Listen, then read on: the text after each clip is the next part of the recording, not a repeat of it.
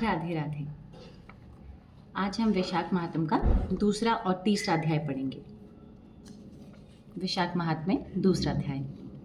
नारद जी कहने लगे, जिस प्रकार सत्युग के समान युग, वेद समान शास्त्र, गंगा जी जैसा तीर्थ, जलदान जैसा दान, भार्या समान सुख, खेती जैसा धन, जीवन के समान लाभ, नेत्रों के समान ज्योति, भोजन के समान तृप्ति, सत्य के समान यश, आरोग्य के समान हर्ष कोई दूसरा नहीं है। ऐसे ही वैशाख जैसा अन्य कोई मास भगवान को प्यारा नहीं है।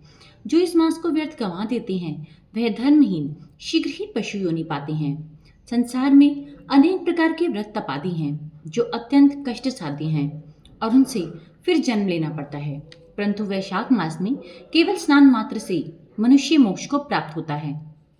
सब दानों तथा तीर्थों के स्नान का फल वैशाख में केवल जलदान से ही मिल जाता है। जिसमें जलदान देने की भी शक्ति ना हो वह दूसरे से दान दिलवावे, उनका भी वही फल होता है। जो पथिकों के लिए प्याऊ लगवाता है वह अपने कई कुलों का उद्धार करता है।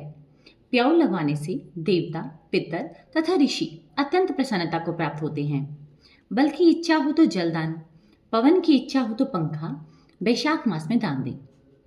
जो प्यासे को जल पिलाता है वह राजस्व यक्ष का फल प्राप्त करता है। जो धूप और पसीने से व्याकुल ब्राह्मण पर पंखे से हवा करता है वह सब पापों से रहित हो गरुड़ के समान हो जाता है। और ब्राह्मण को पंखा दान ना करने वाले अनेक प्रकार की वात आदि से दुखित हो नरकवास करते हैं। जो थके हुए ब्राह्मण पर कपड़े ही से हवा करता है वह पापहीन होकर भगवान की सायुज्य मुक्ति पाता है। और जो शुद्ध हृदय से ताड़ का पंखा दान करते हैं सब पापों से मुक्त होकर वैकुंठ लोक को जाते हैं। जो खड़ाऊ दान करते हैं वे यमदूतों का तिरस्कार करते हुए वैकुंठ को पाते हैं।